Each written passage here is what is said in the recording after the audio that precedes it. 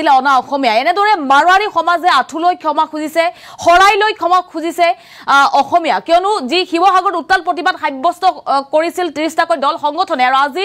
শিক্ষামন্ত্ৰী ডক্টৰ অনুজ পেগুৰ সৈতে আলোচনাত মিলিত হৈছিল অভিভাৱক মন্ত্ৰীৰ সৈতে আলোচনাত মিলিত হৈছিল 30টা দল সংগঠনৰ প্ৰতিনিধি আৰু অৱশেষত মাৰোৱাৰী সমাজে ক্ষমা খুজিবলৈ বাধ্য হৈছে আমি লৈ আহিছো বিশেষ খবৰ শিৱসাগৰত যি প্ৰতিবাদৰ যি ভয়াবহ পৰিৱেশ সেই পৰিৱেশৰ অৱসান ঘটা দেখিবলৈ পোৱা গৈছে খিলঞ্জীয়াক আক্ৰমণ কৰি অৱশেষত ক্ষমা ভিক্ষা মাৰোৱাৰী সমাজৰ আৰু হাতত হৰাই লৈ আঠুকাহি ৰাজহুৱাভাৱে ক্ষমা খুজিছে মাৰোৱাৰী সমাজে অসমীয়াৰ সন্মুখত হেও মানিলে অনা অসমীয়াই ভৱিষ্যতে এনে কাৰ্যত নপৰাৰ প্ৰতিশ্ৰুতি দিছে মাৰোৱাৰী সমাজে অভিভাৱক মন্ত্ৰীৰ সন্মুখত আঠুকাহিলে মাৰোৱাৰী সমাজে ধাৰাবাহিক আন্দোলনৰ পাছত নতশিৰ হ'ল আক্ৰমণকাৰী অনা অসমীয়া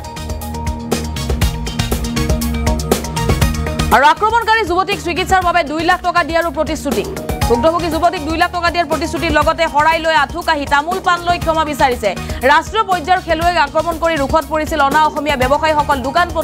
পোহাৰ সকলো বন্ধ ঘোষণা কৰা হৈছিল শিৱসাগৰত অনা অসমীয়া ব্যৱসায়িক প্ৰতিষ্ঠান বন্ধ ঘোষণা কৰা হৈছিল আৰু আমি সদায় একেলগে আছো একেলগে থাকিম বুলি মন্তব্য কৰিছে অনা অসমীয়া তথা মাৰোৱাৰী সমাজে আৰু মাৰোৱাৰী সমাজে আজিৰ দিনটোত হেও মানিবলৈ বাধ্য হৈছে শিৱসাগৰৰ ৰাইজৰ ওচৰত প্ৰতিশ্ৰুতি প্ৰদান কৰিছে মাৰোৱাৰী সমাজে খিলঞ্জীয়াক আক্ৰমণ কৰি ক্ষমা ভিক্ষা মাৰোৱাৰী সমাজৰ আৰু অৱশেষত আঠুলৈ ক্ষমা খুজিবলৈ বাধ্য হ'ল আমি সেই দৃশ্য দেখুৱাইছো আপোনালোকক খিলঞ্জীয়াক আক্ৰমণ কৰি ক্ষমা ভিক্ষা মাৰোৱাৰী সমাজৰ আৰু এনেদৰে হৰাই গামোচা তামোল পাণ লৈ ক্ষমা বিচাৰিছে অসমীয়াৰ সন্মুখত কিয়নো শিৱসাগৰত যি উত্তাল পৰিৱেশে বিৰাজ কৰিছিল 30টাকৈ জাতীয় সংগঠন ওলাই আহিছিল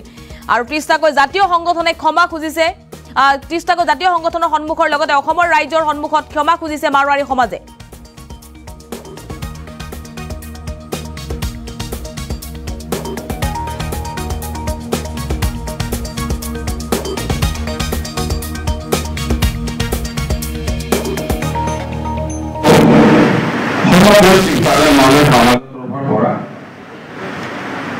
মোৰ ওপৰলৈকে বহুত কিছু কথা কৈছে আমি শুনিছো আমি লজ্জিত হৈছো দুখ পাইছো আৰু কিছু আমাৰ ভুল হৈছে আৰু দেৰি হৈছে যিটো ঘটনা বা পৰাজিত হ'ব পাৰিছে এইটো দুৰ্ভাগ্যজনক কেইজন মানুহৰ কাৰণে আজি যিখিনি দুৰ্ঘটনা ঘটিছে তাৰ কাৰণে আজি শিৱসাগৰৰ সকলো শিৱসাগৰ ৰাইজ মাৰোৱাৰী সমাজে আজি আমি এইখিনি প্ৰব্লেমটো ফেচ কৰিছোঁ এইটো যিটো হৈছে তাৰ কাৰণে আমি ঘোৰ নিন্দা কৰিছোঁ এইটো হ'ব নালাগিছিলে কিন্তু দুৰ্ভাগ্যজনক এইটো যে কেনেকৈ হ'ব পাৰে তাৰ কাৰণেই মই পুলিচ প্ৰশাসনৰ এটা কথা ক'বলৈ বিচাৰিম যেতিয়া ঘটনা ঘটিত হয় প্ৰশাসনৰ পৰা আহি তেখেতক এৰেষ্ট কৰি থানালৈ নিয়া হৈছিলে থানাত নিয়াৰ পিছত আজি তেখেতৰ লগত জেলত আছে আৰু তাতে আমাৰ লগত কোনো এইটো ক'বলৈ নাই তেখেতে যিখিনি পেনিছমেণ্ট যিটো পাব লাগে পাবই লাগিব এটা এইখিনি ভাল বিচাৰ হ'বই লাগিব আজি এই সভাত বৃহত্তৰ মাৰোৱাৰী সমাজ শিৱসাগৰৰ পৰা মই এটা কথা ক'বলৈ বিচাৰোঁ আমি আগত আপোনাৰ লগত আছোঁ আৰু সদায় থাকিম আপোনালোকে এইটো সদায় ভাবিব আমি কোনোদিন বেলেগ নহয় হ'ব পাৰে আজি মই এজন ছ'চিয়েল ৱৰ্কাৰ আমাৰ যিমান মানুহ ইয়াত উপস্থিত আমি ছ'চিয়েল ৱৰ্কাৰ আৰু সদায় অসমৰ কাৰণে অসমৰ ৰাইজৰ কাৰণে আমি উন্নতি বিচাৰোঁ যেতিয়া আপোনালোকৰ উন্নতি হ'ব অসমৰ উন্নতি হ'ব অসমৰ উন্নতি যেতিয়া হ'ব আমাৰ উন্নতি হ'ব আমি সেইটো সদায় বিচাৰোঁ গতিকে এইটো যদি ক'ৰবাত ভুল কৰি বিচাৰিছে মই সমগ্ৰ মাৰোৱাৰী সমাজৰ পৰা এইটো ক্ষমা বিচাৰিছোঁ যিটো ঘটনা ঘটিছে সেই ঘটনাটো আমাৰ এটা দেৰি এনেকুৱা হ'ল আমি কোনো এটা জাতীয় সংগঠনৰ ওচৰত গৈ আমাৰ গৈ হয় না বা কিবা এটা হ'ব না আমি জনাব কাৰণ আমাৰ দেৰি হৈছে তাৰ কাৰণে আমি দুখিত আমি গোটেই শিৱসাগৰ সমাজৰ মাৰোৱাৰী সমাজ দুখিত আছে আৰু ছোৱালীজনৰ ঘৰতে গৈ আমি গৈছোঁ কিন্তু ডাইৰেক্ট আমি যাব পাৰে তাৰ কাৰণে দুখিত গতিকে মই আৰু বেছি ক'বলৈ বিচাৰোঁ আজি যিটো হ'ল বহুত হ'ল আপোনাৰ বসন্ত ডাঙৰীয়া বহুত কথাটো ক'লে আপোনালোকক আমাৰ মন্ত্ৰী মহোদয়ে কথাটো ক'লে তেখেতে যিখিনি কথাটো কৈছে আমি নিশ্চয় পালন কৰিম বাকীখিনি কথা কিছুমান থাকে এইবিলাকে আমি পালন কৰি আছোঁ গতিকে মই এতিয়া বেছি নকৈ পেলাই যিটো আমাৰ দুখ প্ৰকাশ আছে আমাৰ শিৱসাগৰৰ মোৰ বয়সত মানুহ বা যিখিনি মেইন মুৰব্বী আপোনাৰ ওচৰত আমি আহিছোঁ আমি ক্ষমা বিচাৰিব যিটো দুখ হৈছে সেইখিনি আপোনাৰ লগত যেনেকৈ আজি আমাৰ সভাই যিটো নিৰ্ণয় যিটো মৰ্মস্থেৰে যিটো হৈছে সেই হিচাপত আপোনাৰ লগত আমি আজি আহি উপস্থিত হৈ সেইখিনি আমি আপোনাৰ সন্দৰ্ভত হাজিৰ হৈছোঁ ধন্যবাদ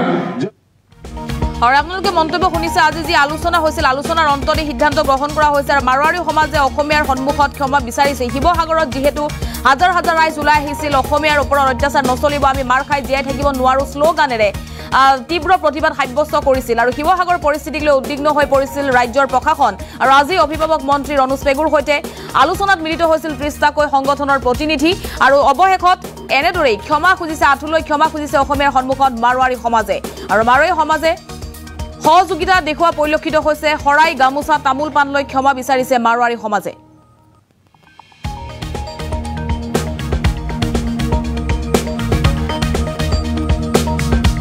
আৰু ভুক্তভোগী কিশোৰীগৰাকীক ২ লাখ টকাৰ আৰ্থিক সাহায্য ঘোষণা কৰিছে হাতত শৰাই লৈ আঁঠু কাঢ়ি ৰাজহুৱাভাৱে ক্ষমা খোজাৰ লগতে কিশোৰীগৰাকীৰ পৰিয়ালৰ সন্মুখত ক্ষমা বিচাৰিছে ভৱিষ্যতে এনে কাৰ্য নকৰাৰ প্ৰতিশ্ৰুতি দিছে মাৰোৱাৰী সমাজে এয়া ভুল হ'ল বুলি মন্তব্য কৰিছে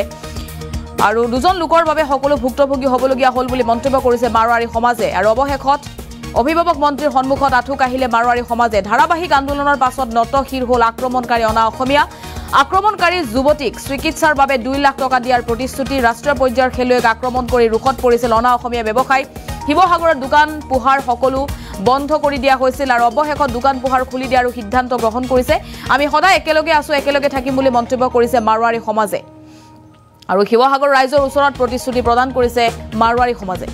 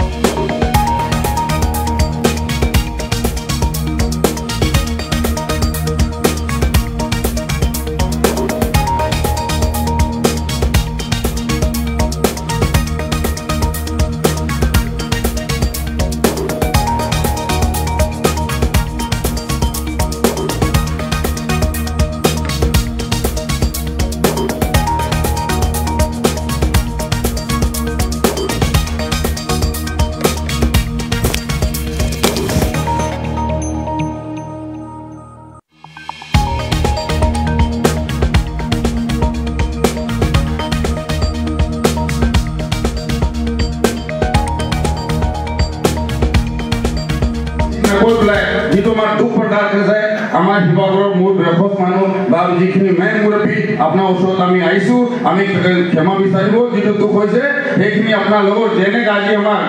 সভাই যিটো